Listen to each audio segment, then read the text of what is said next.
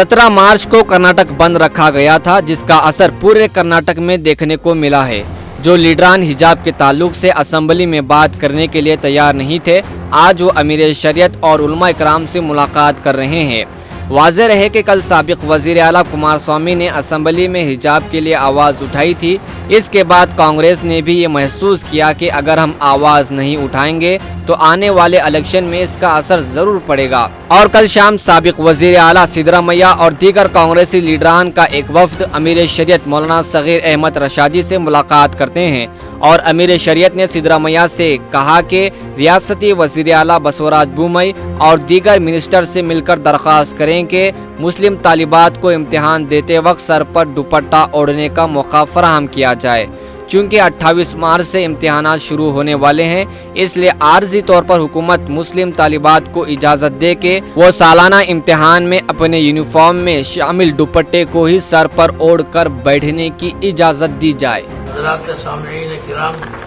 हम सब उलमाए किराम और हज़रात सियासी रहनुमा वो भी तशरीफ़ रखते हैं। हमने इन सब के दरमियान में मोहतरम सिद्धरामैया साहब से हमने दरख्वास्त की कि वो अब जो बात गुफ्तगू चल रही है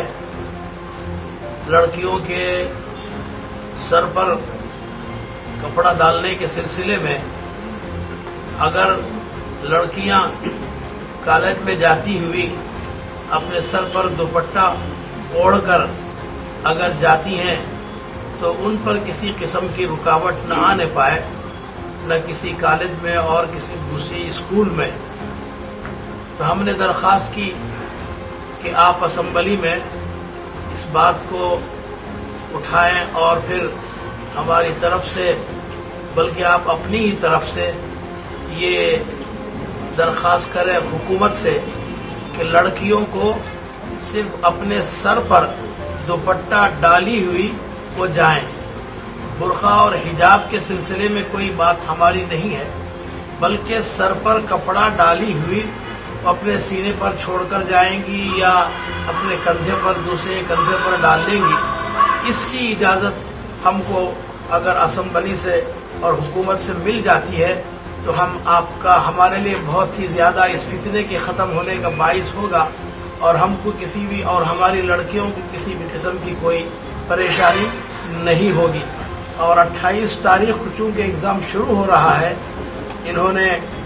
हमसे कहा है कि मैं ज़रूर असेंबली में इस बात को उठाऊंगा और जिक्र करूंगा और ख़ुसूसन सीएम से मैं बात करके मैं ज़रूर फैसला इसका जाहिर करूंगा और इस मसले को हल करने की कोशिश करूंगा। मैं बहरहाल हम शुक्रिया अदा करते हैं मोहतरमुल मकाम सिद्धरामैया साहब से कि उन्होंने हमारी